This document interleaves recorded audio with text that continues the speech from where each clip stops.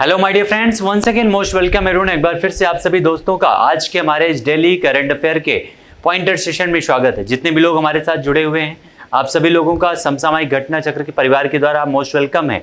और आज के सेशन में, इस डेली करंट अफेयर के सेशन में जो भी इंपॉर्टेंट क्वेश्चन बनने वाले हैं अपने पॉइंटर सेशन से संबंधित, उन सारे पॉइंट को, इंपॉर्टेंट पॉइंट को हम डिस्कस करेंगे जो आपके एग्जाम के लिए मोस्ट इंपॉर्टेंट होने वाले हैं। ठीक है, तो आइए बढ़ते हैं हमारे सेशन की तरफ और देखते हैं सबसे इंपॉर्टेंट क्वेश्चन कौन कौन से हैं, मोस्ट इंपॉर्टेंट पॉइंट कौन से हैं। पहला हमारा जो पॉइंट है वो एक अवार्ड से संबंधित है। फर्स्ट पॉइंट हमारा एक अवार्ड से संबंधित है जिसका नाम है UNESCO Guillermo Cano world press freedom award 2022। ये आपका जो अवार्ड है किसको दिया गया है, तो किसे दिया गया है, प्रदान किया गया है, तो बेलारूसियन एसोसिएशन ऑफ जर्नलिस्ट को ये अवार्ड दिया गया है। और इसकी स्थापना कब की गई थी, तो 1997 में, 1997 में इसकी स्थापना हुई थी बेलारूसियन एसोसिएशन ऑफ जर्नलिस्ट के द्वारा, याद रखिएगा, जिसका नाम है canoe world press freedom award 2022। और इस पुरस्कार को किसकी स्मृति में दिया जाता है, तो गिलेर्मो कैनो इसाजा की स्मृति में दिया जाता है, जो एक प्रकार से पत्रकार थे। कहाँ के, तो कोलंबिया के पत्रकार थे, और कोलंबिया के पत्रकार की उन्हीं की स्मृति में इस अवार्ड का वितरण पत्रकारिता के क्षेत्र में वितरण किया जाता है। नेक्स्ट हमारा है परिसीमन आयोग। ये मोस्ट इंपॉर्टेंट क्वेश्चन है, याद रखिएगा। परिसीमन आयोग के द्वारा किस केंद्र शासित प्रदेश के लिए परिसीमन आदेश को अंतिम रूप दिया गया है? कौन से केंद्र शासित प्रदेश को परिसीमन के लिए अंतिम रूप दिया गया है? आपको पता है परिसीमन आयोग का गठन वर्तमान में किस राज्य के लिए किया गया है, तो हमारे देश के एक यूनियन टेरेटरी स्टेट के लिए, जो आपका अभी हाल ही में 2019 में जिसको निर्मित किया गया था, जिसका नाम है जम्मू कश्मीर। ठीक है, जम्मू कश्मीर भारत का स्वर्ग कहा जाता है, याद रखिएगा, भारत का स्वर्ग कहा जाता है इसको। और इसे जो है, जो एक स्टेट था 1947 से आज तक, इसे यूनियन टेरेटरी बना दिया गया है, लद्दाख को अलग करके 2019 में। 2019 में लद्दाख को अलग करके जम्मू कश्मीर को बना दिया गया है यूनियन टेरेटरी। उसके अलावा अगर जम्मू कश्मीर की बात करें तो पाकिस्तान से टच होने वाला ये राज्य है जम्मू कश्मीर, पाकिस्तान से टच होने वाला। यहीं पर आपका डल झील है जम्मू कश्मीर में, यहीं पर है बूलर झील जम्मू कश्मीर में, यहीं पर है शेषनाग झील जम्मू कश्मीर में, यहीं पर बैरीनाग झील है जम्मू कश्मीर में। और इसी जम्मू कश्मीर से अलग किया गया है किसको, तो लद्दाख को अलग किया गया है, जिसको यूनियन टेरेटरी बनाया गया है। यानी इस समय जम्मू कश्मीर और लद्दाख दो अलग अलग यूनियन टेरेटरी में विभाजित हो चुके हैं, याद रखिएगा। ठीक है, तो इस प्रकार से आंसर हमारा क्या हो जाएगा, जम्मू कश्मीर हमारे इस क्वेश्चन का करेक्ट आंसर हो जाएगा। इसी में परिसीमन आयोग के आदेश को अंतिम रूप दिया गया है। और इस आयोग का गठन किसकी अध्यक्षता में किया गया है, तो रंजना प्रसाद देसाई जो सर्वोच्च न्यायालय यानी हमारे सुप्रीम कोर्ट की पूर्व न्यायाधीश थी, इन्हीं की अध्यक्षता में इसका गठन किया गया है परिसीमन आयोग का जम्मू और कश्मीर में। ठीक है, सर्वोच्च न्यायालय के बारे में तो आप जानते ही हैं, सुप्रीम कोर्ट, जिसके द्वारा अभी हाल ही में एक फास्टर नाम का पोर्टल लॉन्च किया गया था, कि जिससे जो हमारी कानूनी व्यवस्था है, जो निर्णय की क्षमता है, उसमें तेजी लाई जा सके, क्योंकि हमारे देश में लाखों करोड़ों केस जो है वो पेंडिंग पड़े हुए हैं। ठीक है, तो यहाँ पर उन केसों को सॉल्व करने के लिए सर्वोच्च न्यायालय के द्वारा फास्टर लॉन्च किया गया है। सर्वोच्च न्यायालय कौन से भाग के अंतर्गत आता है, तो ये भाग 5 के अंतर्गत आता है। ठीक है, भाग 5 के अंतर्गत आता है। किस आर्टिकल के अंतर्गत आता है, तो आर्टिकल 124 से लेकर के 147 के अंतर्गत सुप्रीम कोर्ट के बारे में सारी चीजों का उल्लेख किया गया, याद रखिएगा, सुप्रीम कोर्ट से संबंधित मोस्ट इंपॉर्टेंट पॉइंट। नेक्स्ट हमारा क्वेश्चन है, व्हाइट हाउस की पहली अश्वेत महिला प्रेस सचिव कौन नामित किया गया है? व्हाइट हाउस में पहली महिला प्रेस सचिव किसे नामित किया गया है, तो ये सबसे पहले व्हाइट हाउस है कहाँ पर, तो यूएसए में, याद रखिएगा, यूएसए में है। पहली अश्वेत महिला प्रेस सचिव किसको नामित किया गया है, तो कैरिन जीन पियरे को। ठीक है, कैरिन जीन पियरे को नामित किया गया व्हाइट हाउस में पहली अश्वेत महिला प्रेस सचिव के रूप में। यूएसए में है, याद रखिएगा, यूएसए यानी अमेरिका। अमेरिका की कैपिटल क्या है, तो वॉशिंगटन डीसी इसकी कैपिटल है, जो पोटोमैक नदी के किनारे स्थित है, याद रखिएगा, पोटोमैक नदी के किनारे। ये वॉशिंगटन डीसी में ही आईएमएफ और वर्ल्ड बैंक यानी इंटरनेशनल मॉनेटरी फंड और वर्ल्ड बैंक की यहाँ पर स्थापना की गई है, यहीं पर स्थित है इसका मुख्यालय, जिन दोनों की स्थापना 1945 में किया गया था। एक प्रकार से इंटरनेशनल ऑर्गेनाइजेशन है IMF और वर्ल्ड बैंक, जिनकी स्थापना 1945 में की गई थी, उसका मुख्यालय इसी वॉशिंगटन DC में है, जो अमेरिका की कैपिटल है।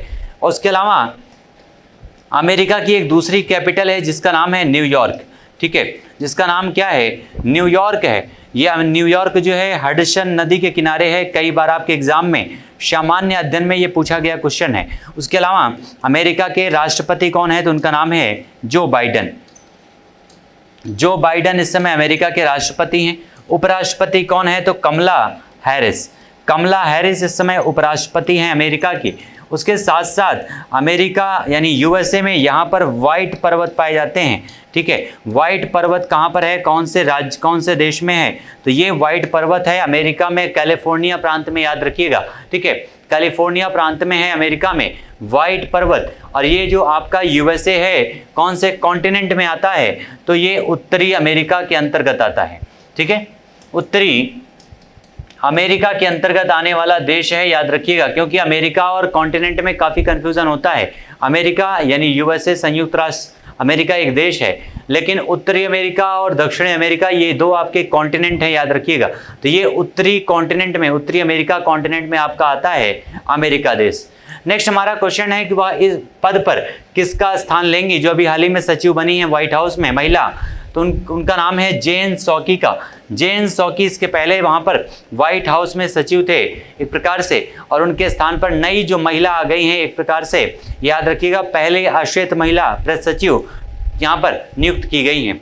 और कैरिन जीन पियरे किस समुदाय से संबंधित हैं, तो LGBTQ समुदाय से संबंधित हैं यहाँ पर पियरे जीन यहाँ पर। नेक्स्ट हमारा पॉइंट है federal reserve bank of New York के निर्देशक मंडल में किसे चुना गया, निदेशक मंडल में, तो ये एक भारतीय हैं। और जब कभी भी किसी भारतीय की नियुक्ति किसी इंटरनेशनल ऑर्गेनाइजेशन में हो, किसी भी संगठन में हो, तो वहां पर वो क्वेश्चन इंपॉर्टेंट बन जाता है। और जहां पर आंसर हमारा क्या हो जाएगा, अरविंद कृष्णा को चुना गया है federal reserve bank of New York के निदेशक मंडल के रूप में। किस पद पर नियुक्त किया गया है, तो क्लास बी निदेशक के रूप में चुना गया है, याद रखिएगा, ठीक है। क्लास B निदेशक के रूप में इनको चुना गया है। इनका कार्यकाल कब तक रहेगा, तो 31 दिसंबर 2023 तक इनका कार्यकाल रहेगा। ये किस कंपनी के अध्यक्ष तथा मुख्य कार्यकारी अधिकारी थे, तो IBM कंपनी के अध्यक्ष थे, याद रखिएगा, ठीक है। IBM कंपनी के कार्यकारी अधिकारी एक प्रकार से अध्यक्ष थे। लेकिन अमेरिका में कई सारी अन्य बड़ी बड़ी कंपनियां हैं जहां के CEO और MD एक भारतीय है। जैसे अगर सबसे बड़ी कंपनी की बात करें तो उसका नाम है गूगल। नाम क्या है, गूगल। और गूगल के जो CEO हैं जिनका नाम है सुंदर पिचाई, एक भारतीय मूल के व्यक्ति हैं, याद रखिएगा, ठीक है। नाम क्या है, सुंदर पिचाई। उसके अलावा कौन सा है, तो माइक्रोसॉफ्ट के CEO भी कौन है, तो एक भारतीय हैं जिनका नाम क्या है, सत्या नडेला। इस प्रकार से ये सारे भारतीय जो है जलवा दिखा रहे हैं अपने, जो भारतीय विदेश में इनका जो है कितना वैल्यू है आप समझ सकते हैं। यानी एक प्रकार से दुनिया का ऐसा कोई देश नहीं है जो बिना भारतीयों के चल सके। IMF में भारतीयों की नियुक्ति, वर्ल्ड बैंक में भारतीयों की नियुक्ति, यूरोपियन अभी संसद में भारतीय की नियुक्ति की गई थी। और यहाँ पर इस कंपनी के अध्यक्ष जो हैं IBM के, उनकी नियुक्ति भी की गई है अभी हाल ही में। कहाँ पर, तो federal reserve bank of New York में अमेरिका में किया गया है। नेक्स्ट अगर पॉइंट की बात करें तो महानिदेशक स्तर पर भारत ब्रिटेन राष्ट्रमंडल वार्ता कहां पर संपन्न हुई है।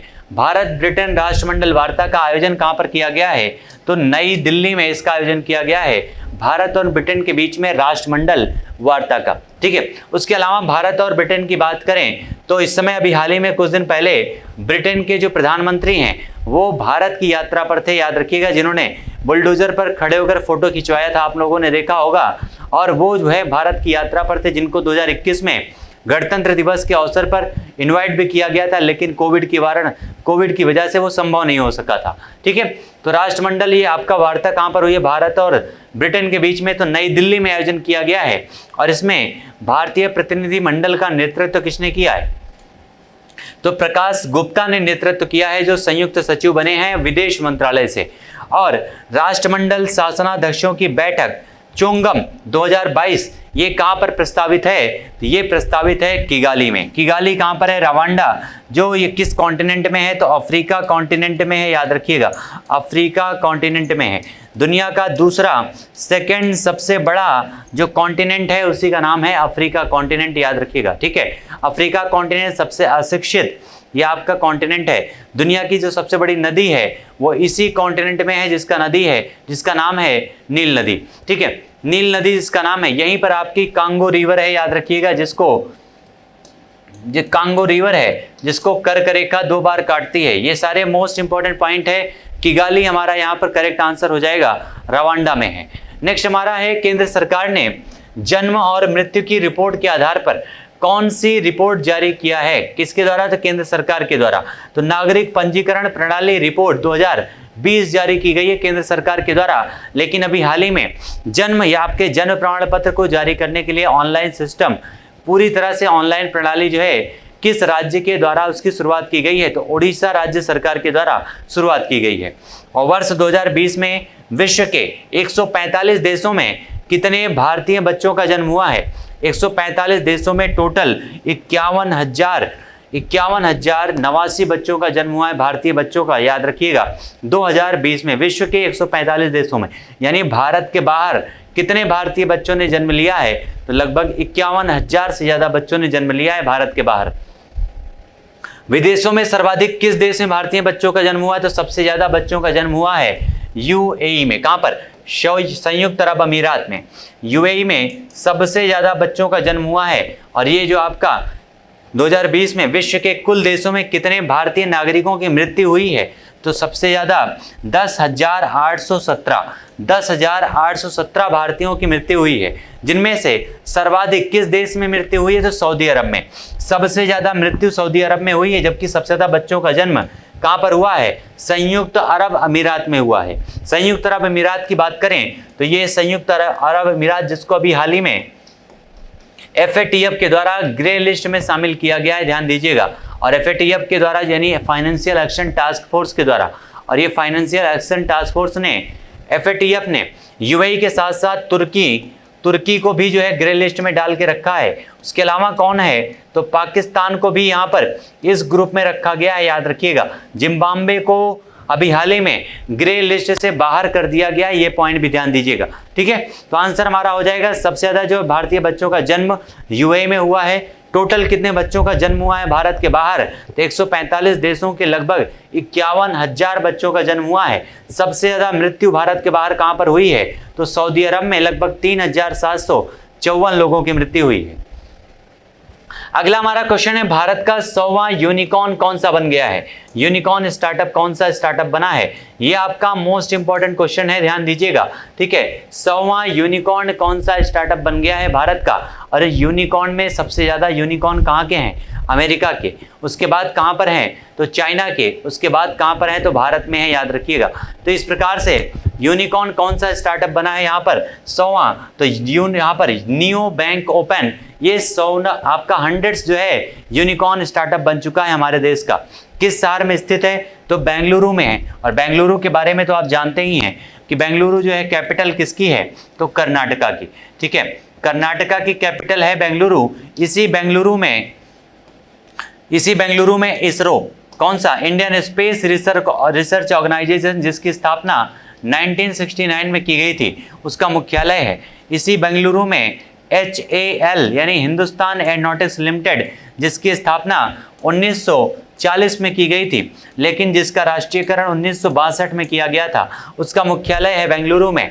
बेंगलुरु को IT सिटी के नाम से जाना जाता है भारत का, और साथ में भारत का बगीचा भी कहा जाता है, याद रखिएगा, ठीक है। IT सिटी का बगीचा है, इलेक्ट्रॉनिक चीज़ों से भरा हुआ है, औद्योगिक क्षेत्र से भरा हुआ है बेंगलुरु, और कर्नाटका की कैपिटल है। ये सारे पॉइंट याद रखिएगा, बेंगलुरु से संबंधित ये सारे मोस्ट इंपॉर्टेंट पॉइंट है। और ये जो नियो बैंक ओपन है, ये कहाँ पर है, किस शहर में है? तो बेंगलुरु में है। यूनिकॉर्न का दर्जा प्राप्त कंपनियों की संख्या की दृष्टि से भारत का विश्व में कौन सा स्थान है? तो अभी आपको हमने बताया भी था कि भारत की रैंकिंग कितनी है? तीसरी है। पहले पर अमेरिका है और दूसरे पर कौन है? तो दूसरे पर चाइना है, ठीक है। दूसरे पर चाइना है, तीसरे पर है भारत। नेक्स्ट हमारा है, हाल ही के दिनों में दुनिया की सबसे बड़ी फिल्म पुनरुद्धार परियोजना का शुभारंभ किस देश में किया गया है? दुनिया की सबसे बड़ी फिल्म पुनरुद्धार परियोजना का शुभारंभ कौन से देश में किया गया है? तो भारत में किया गया है, हमारे देश में किया गया है, ठीक है, भारत में। और भारत के सामान्य पॉइंट की बात करें तो हमारे देश में जो मोस्ट इंपॉर्टेंट पॉइंट है, जो कॉमन पॉइंट है, जो हमारे देश के बारे में लोगों को जानना चाहिए और हमेशा आपके एग्जाम में ये क्वेश्चन पूछे जाते हैं, तो उनमें सबसे पहले अगर हम बात करें तो भारत हमारा जो देश है, इसमें टोटल राज्य कितने हैं? तो 28 स्टेट हैं, 8 यूनियन टेरिटरीज हैं। उसके अलावा हमारे देश का क्षेत्रफल लगभग 32,87,263 किलोमीटर स्क्वायर है। यहाँ पर पूरब से पश्चिम का विस्तार जो है वो कितना है? तो लगभग 2914 किलोमीटर है यहाँ पर भारत का पूरब से पश्चिम तक विस्तार। इसके अलावा उत्तर से दक्षिण का विस्तार 3214 किलोमीटर है, याद रखिएगा 3214 किलोमीटर। टोटल बॉर्डर कितना है? तो लगभग 15,200 किलोमीटर है। और टोटल आपका जो समुद्रीय या जलीय क्षेत्र भारत का जो एक प्रकार से सीमा है वो 1516.4 किलोमीटर है। ये सारे पॉइंट याद रखिएगा, हमारे देश के भौगोलिक क्षेत्रफल से एक प्रकार से जुड़े हुए सारी चीज़ों के बारे में। भारत में सबसे ऊंचा पर्वत कौन सा है? तो माउंट जो केटू गॉर्डी इन ऑस्टिन है, ये भारत का सबसे ऊंचा पर्वत है, जबकि दुनिया का माउंट एवरेस्ट है। भारत की सबसे लंबी नदी कौन सी है? तो गंगा नदी है, जिसकी लंबाई 2525 किलोमीटर है। और इसमें भारत देश का राष्ट्रपति रामनाथ कोविंद, भारत के प्रधानमंत्री, हमारे देश के प्राइम मिनिस्टर कौन है? तो नरेंद्र मोदी जी हैं। ये सारे कॉमन पॉइंट हैं, याद रखिएगा। भारत से संबंधित हमारे देश में संसदीय व्यवस्था है और संसद लोकसभा और राज्यसभा और राष्ट्रपति से मिलकर बनती है। लोकसभा में सीटों की संख्या 550 है और राज्यसभा में 250 है। ये सारे पॉइंट याद रखिएगा, मोस्ट इंपॉर्टेंट पॉइंट है। और इस परियोजना के लिए लगभग कितने रुपए आवंटित किए गए हैं? तो 363 करोड़ रुपए, ठीक है, 363 करोड़ रुपए फिल्म पुनरुद्धार परियोजना का शुभारंभ किया गया है। और फिल्म की बात करें तो हमारे उत्तर प्रदेश में भी फिल्म सिटी बन रही है। कहाँ पर? नोएडा में, याद रखिएगा, नोएडा में फिल्म सिटी बन रही है हमारे उत्तर प्रदेश में भी। इस परियोजना का उद्देश्य क्या है? तो सिनेमा की विरासत को संरक्षित, पुनर्स्थापित और डिजिटाइज करना इसका मुख्य उद्देश्य रखा गया है। और हाल ही में किस बैंक ने डिजिटल ब्रोकिंग समाधान ई ब्रोकिंग का अनावरण किया है? किसके द्वारा किया गया है? तो इंडियन बैंक के द्वारा किया गया है ई ब्रोकिंग का अनावरण। और हाल ही में भारत के सबसे बड़े लिथियम आयन बैटरी प्लांट का उत्पादन, ये मोस्ट इंपॉर्टेंट पॉइंट है, याद रखिएगा, ये मोस्ट इंपॉर्टेंट है कि अभी हाल ही में लिथियम आयन बैटरी का जो है अभी हाल ही में उत्पादन कहाँ पर शुरू किया गया है? तो गुजरात में, गुजरात में किया गया है। और यह प्लांट जो है किसके द्वारा जो है इसका संयुक्त उद्यम है? तो नेक्स्ट चार्ज का, याद रखिएगा। और गुजरात से संबंधित तो आपके लिए मोस्ट इंपॉर्टेंट बहुत सारे पॉइंट हैं जो आपके करंट अफेयर से जुड़े हुए हैं। गुजरात राज्य इस समय सबसे ज़्यादा करंट अफेयर देने वाला आपका स्टेट बना हुआ है। गुजरात की अगर बात करें तो इस गुजरात में सबसे पहले तो 182 मीटर की सबसे ऊंची प्रतिमा सरदार वल्लभ भाई पटेल की स्टैच्यू ऑफ यूनिटी है। इसी गुजरात में भी हाल ही में 108 फीट की हनुमान जी की प्रतिमा का अनावरण हमारे देश के प्राइम मिनिस्टर जी के द्वारा किया गया है। इसी गुजरात में अभी हाल ही में नडा बेट एक जगह है जहां पर हमारे देश के गृह मंत्री जी के द्वारा व्यू पॉइंट का उद्घाटन किया गया है भारत पाकिस्तान के बॉर्डर पर। इसी गुजरात में खेल महाकुंभ की शुरुआत अहमदाबाद से की गई है। खेल महाकुंभ की शुरुआत प्राइम मिनिस्टर नरेंद्र मोदी जी के द्वारा। ये जो गुजरात है तैयारी निर्यात सूचकांक में आपका शीर्ष पर बना हुआ है, याद रखिएगा। तैयारी निर्यात सूचकांक में सबसे शीर्ष पर कौन है? तो गुजरात है, ठीक है, गुजरात सबसे शीर्ष पर है। यहीं पर केवड़िया है, केवड़िया जिसका नाम बदल करके अभी हाल ही में क्या कर दिया गया है? तो उसका नाम परिवर्तित करके कर दिया गया है एकता नगर, एकता नगर कर दिया गया है। यहीं पर आपका है सरदार सरोवर डैम, सरदार सरोवर डैम बनाया गया है यहीं पर। कहाँ पर, कौन सी नदी पर? तो नर्मदा नदी पर, नर्मदा नदी पर निर्मित किया गया है। और साथ ही साथ गुजरात का ही वो स्थल है जिसका नाम है धौलावीरा। कौन सा? धौलावीरा। इसी गुजरात में धौलावीरा है जो यूनेस्को के द्वारा देश का हमारे 40वां विश्व विरासत स्थल के रूप में घोषित किया गया है। इसी गुजरात में एक जगह है जिसका नाम है सूरत, जहां पर सूरत में स्टील रोड बनाई जा रही है। स्टील रोड याद रखिएगा, ठीक है। स्टील रोड का निर्माण कहां पर किया जा रहा है? तो इसी सूरत में। ये सारे मोस्ट इंपॉर्टेंट पॉइंट हैं, बहुत सारे और पॉइंट हैं गुजरात से जुड़े हुए। इसी गुजरात में साबरमती आश्रम से ही हमारे देश के प्राइम मिनिस्टर जी के द्वारा 12 मार्च जिस दिन दांडी यात्रा की शुरुआत की गई थी 1930 में, उसी दिन से हमारे देश में 75वां आज़ादी का महोत्सव भी आयोजित किया गया है, याद रखिएगा, ठीक है। नेक्स्ट अगर हम बात करें तो हाल ही में 100 अरब अमेरिकी डॉलर के राजस्व को पार करने वाली पहली भारतीय कंपनी कौन सी बन गई है? तो उसका नाम है रिलायंस इंडस्ट्रीज, ठीक है। रिलायंस इंडस्ट्रीज बन गई है। आपको पता है रिलायंस इंडस्ट्रीज यानी मुकेश अंबानी से, ये आपके मुकेश अंबानी इसके हेड हैं, याद रखिएगा। इस रिलायंस इंडस्ट्रीज की सबसे बड़ी आपकी इंडस्ट्री बनी है, मूल्यवान इंडस्ट्री बनी है हमारे देश की, और साथ ही साथ ये दुनिया की 5वीं जो है सबसे बड़ी मूल्यवान इंडस्ट्री है। एप्पल जो है पहले स्थान पर है, ये पॉइंट ध्यान दीजिएगा। और ये आपके मुकेश अंबानी भारत के सबसे अमीर व्यक्ति बने हुए हैं, 10वें स्थान पर हैं पूरी दुनिया में, ये पॉइंट भी ध्यान रखिएगा। वह पहली भारतीय महिला जिसने 8000 मीटर से ऊपर की 5 चोटियों को फतह किया है, तो उन भारतीय महिला का नाम है प्रियंका मोहिते। 5 चोटियों को फतह किया है जिनकी ऊंचाई 8000 मीटर से ऊपर है। और हाल ही में खोजी गई पेपरोमियो अल्बिटा किसकी नई प्रजाति है? तो ये एक प्रकार से पौधों की, पादपों की एक नई प्रजाति है जो कौन से राज्य में खोजी गई है? तो केरल में। और केरल में खोजी गई है। केरल का जो इसकी कैपिटल है तिरुवनंतपुरम है। तिरुवनंतपुरम इसकी कैपिटल है, याद रखिएगा। और इसी केरला में जो इस समय मुख्यमंत्री हैं उनका नाम है पिनरई विजयन। पिनरई विजयन इनका नाम है। शिक्षा के क्षेत्र में साक्षरता में भारत में सबसे ज़्यादा लिटरेसी रेट वाला राज्य है। मसालों का उत्पादन यहाँ पर सबसे ज़्यादा होता है। मसालों का उत्पादन सबसे ज़्यादा होता है केरल में। और ये केरल मोस्ट इंपॉर्टेंट राज्य है हमारे देश के विकास के लिए, ठीक है। काफ़ी इंपॉर्टेंट है, साक्षरता सबसे ज़्यादा है, मसालों का उत्पादन होता है। तिरुवनंतपुरम इसकी कैपिटल है, मलयालम यहाँ की भाषा है। ये सारे पॉइंट याद रखिएगा केरला से संबंधित। और अभी हाल ही में किसे विश्व खाद्य पुरस्कार 2022 से सम्मानित किया गया है? तो उनका नाम है शिंधिया रोशेन जवेग। शिंधिया रोशेन जवेग को सम्मानित किया गया है। नेक्स्ट हमारा है भारत की सबसे बड़ी fast moving consumer goods company कौन सी बन गई है? तो उसका नाम है अडानी विल्मर लिमिटेड बन गई है भारत की सबसे बड़ी फास्ट मूविंग यहाँ पर कंज्यूमर गुड्स कंपनी। और दूसरे नंबर की कंपनी कौन सी है? Hindustan Unilever limited. कौन सा? हिंदुस्तान यूनिलीवर लिमिटेड दूसरे नंबर की कंपनी बन चुकी है।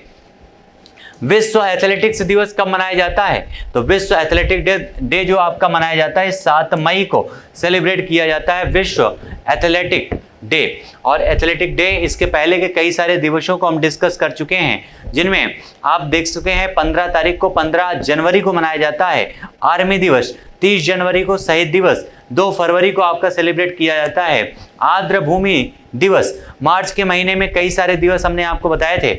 20 मार्च को गौरैया दिवस, खुशहाली दिवस, 21 मार्च को वन संरक्षण दिवस, 22 मार्च को विश्व जल संरक्षण दिवस, 23 मार्च को शहीद दिवस और 24 मार्च को मनाया जाता है टीबी दिवस, विश्व टीबी दिवस। उसके अलावा अगर हम अप्रैल के महीने में जाएं तो आपका 22 अप्रैल को विश्व पृथ्वी दिवस के रूप में मनाया जाता है। और मई में यही 22 दिवस को हम लोग मनाते हैं जैव विविधता दिवस के रूप में।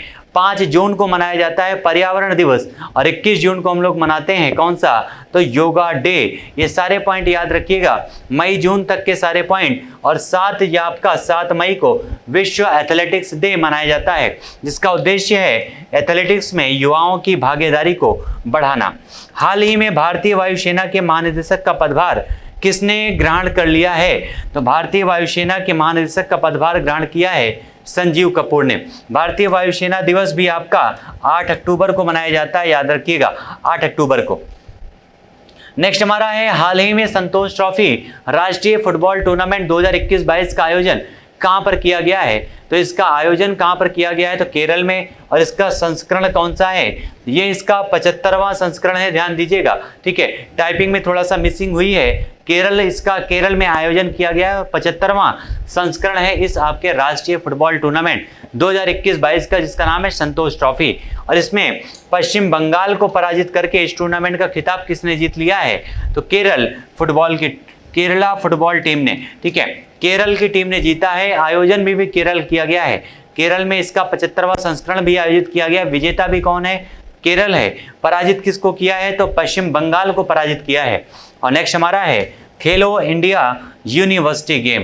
कौन सा, खेलो इंडिया यूनिवर्सिटी गेम 2021 के दूसरे संस्करण का आयोजन कहां पर किया गया है, तो इसके दूसरे संस्करण का आयोजन बेंगलुरु कर्नाटका में किया गया है। खेलो इंडिया यूनिवर्सिटी गेम के द्वितीय संस्करण। इसमें यूनिवर्सिटी ओवरऑल चैंपियन कौन बनी है, तो जैन यूनिवर्सिटी बनी है ओवरऑल चैंपियन इस खेलो इंडिया गेम के। और भारतीय नौसेना ने हिंद महासागर क्षेत्र में क्षमता बढ़ाने के लिए कौन सा उपग्रह हासिल करने की योजना बनाई है। हिंद महासागर क्षेत्र में कौन से उपग्रह के लिए, तो GSAT-2। कौन सा, GSAT-2 के जो है उसके विकास के लिए यहाँ पर भारतीय नौसेना यहाँ पर प्रयासरत है GSAT-2 के लिए। और रेलवे सुरक्षा बल ने अवैध मुक्त भारत के लिए किसके साथ हस्ताक्षर किया है, ठीक है, तो किसके साथ, तो एसोसिएशन फॉर वॉलंटरी एक्शन के साथ में RPF के द्वारा, रेलवे पुलिस फोर्स के द्वारा ये समझौता किया गया है। नेक्स्ट हमारा है हाल ही में 13वां आवधिक श्रम बल सर्वेक्षण किसने जारी किया है, ये बल सर्वेक्षण जारी किया गया राष्ट्रीय सांख्यिकी कार्यालय NSO के द्वारा जारी किया गया है। और इस सर्वेक्षण के अनुसार NSO किस मंत्रालय के तहत कार्य करता है, तो सांख्यिकी और कार्यक्रम कार्यान्वयन मंत्रालय, जिसका मुख्यालय कहां पर है, जिसका मुख्यालय है नई दिल्ली में। और भारत को किस परियोजना के लिए अपनी पहली सेमी हाई स्पीड क्षेत्रीय ट्रेन प्राप्त हुई है, तो उसका नाम है दिल्ली मेरठ। कौन सी, दिल्ली मेरठ जो आपकी एक्सप्रेस है हमारे भारत की कौन सी पहली सेमी हाई स्पीड क्षेत्रीय ट्रेन है, दिल्ली मेरठ। लंबाई है आपकी 82.5 किलोमीटर इसकी लंबी है लाइन, जो ये शुरुआत की गई है हाई स्पीड क्षेत्रीय ट्रेन।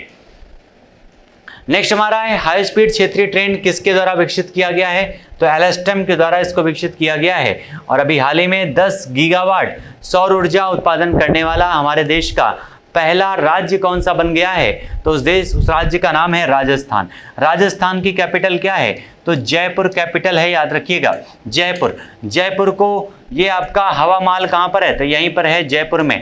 इसी जयपुर को जो है गुलाबी शहर कहा जाता है, क्या गुलाबी शहर कहा जाता है। इसी जयपुर में दुनिया का तीसरा सबसे बड़ा स्टेडियम बन रहा है, ध्यान रखिएगा, सबसे बड़ा तीसरा स्टेडियम, ठीक है।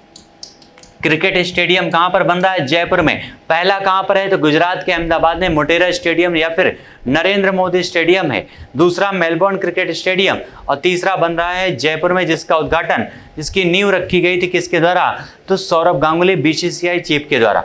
राजस्थान को छतरियों की भूमि कहा जाता है। इसी राजस्थान में बहुत सारे आपको किले देखने को मिलेंगे, चित्तौड़गढ़ के किले, यहाँ पर चित्तौड़गढ़ का किला, रणथंभौर का किला, जोधपुर का किला, कई सारे किले हैं, पर्यटक स्थल के रूप में विकसित है। हमारे भारत का सबसे बड़ा मरुस्थल जिसका नाम है थार का मरुस्थल, इसी राजस्थान में है।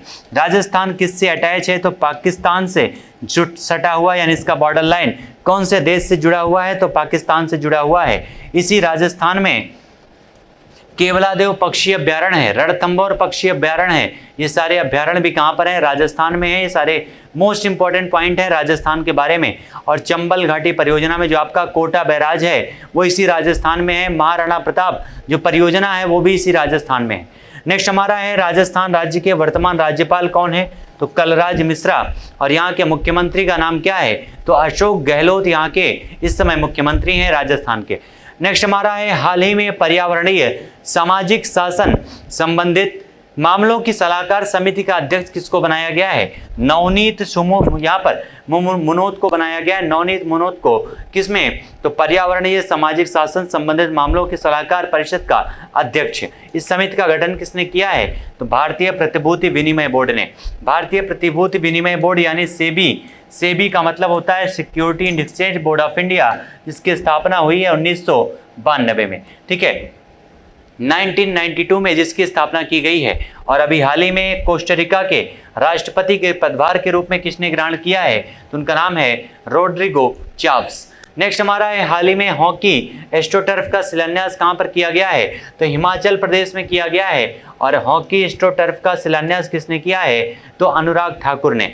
युवा कार्यक्रम एवं खेल मंत्रालय से संबंधित हैं अनुराग ठाकुर, जिनके द्वारा इस एस्ट्रोटर्फ का हॉकी एस्ट्रोटर्फ का शिलान्यास किया गया है। और अभी हाल ही में विश्व प्रेस स्वतंत्रता दिवस, कौन सा विश्व प्रेस स्वतंत्रता दिवस किस तारीख को मनाया गया है, तो 3 मई को सेलिब्रेट किया गया है। और आपको पता है जो प्रेस फ्रीडम इंडेक्स निकलती है उसमें भारत की रैंकिंग इस बार और भी बदतर हो चुकी है। 142 रैंकिंग थी इससे पहले 2021 में, 2022 से पहुंच चुकी है 150। ये पॉइंट भी ध्यान रखिएगा। विश्व प्रेस स्वतंत्रता दिवस का विषय क्या है, तो जर्नलिज्म अंडर डिजिटल सेवा इसका विषय है। और इसमें अभी हाल ही में जो सूचकांक जारी किया जाता है वो किसके द्वारा, तो रिपोर्ट्स विदाउट बॉर्डर्स के द्वारा जारी किया जाता है। इसमें विश्व प्रेस स्वतंत्रता सूचकांक नॉर्वे पहले स्थान पर है, भारत 150वें स्थान पर है, अंतिम स्थान पर है उत्तर कोरिया। और टोटल कितने देश थे, तो अंतिम पर कौन है, कोरिया 180 पर है, तो टोटल 180 देश इसमें शामिल थे। नेक्स्ट हमारा है हाल ही में लाइफ स्टाइल रोगों के निदान और नियंत्रण के लिए कौन सा ऐप लॉन्च किया गया है, तो इसके लिए सैली ऐप लॉन्च किया गया। कौन सा, सैली ऐप को लॉन्च किया गया है। और ये जो ऐप है राज्य की, कौन से राज्य की सरकार ने लॉन्च किया है, तो केरल की गवर्नमेंट के द्वारा सैली ऐप लॉन्च किया गया है लाइफ स्टाइल रोगों के निदान और नियंत्रण के लिए। और अभी हाल ही में 3 लाख टैबलेट वितरित करने के लिए कौन सी योजना शुरुआत की गई है, 3 लाख टैबलेट वितरित करने के लिए, तो ई अधिगम योजना की शुरुआत की गई है 3 लाख टैबलेट का वितरण करने के लिए। हाल ही में इंडो पाक वार 1971 रेमिनेंसेस ऑफ एयर वॉरियर्स पुस्तक का विमोचन किसके द्वारा किया गया, 1971 के वार के बारे में, भारत पाकिस्तान के वार के बारे में लिखा गया है, जिसके माध्यम से बांग्लादेश का निर्माण हुआ है। ठीक है, बांग्लादेश का निर्माण हुआ है। और 2021 में बांग्लादेश ने अपना 50वां यहाँ पर जन्म दिवस मनाया है, एक प्रकार से आप कह सकते हैं 50वां स्थापना दिवस मनाया है। और इसका जो एक पुस्तक का जो अनावरण है राजनाथ सिंह हमारे रक्षा मंत्री जी के द्वारा किया गया है।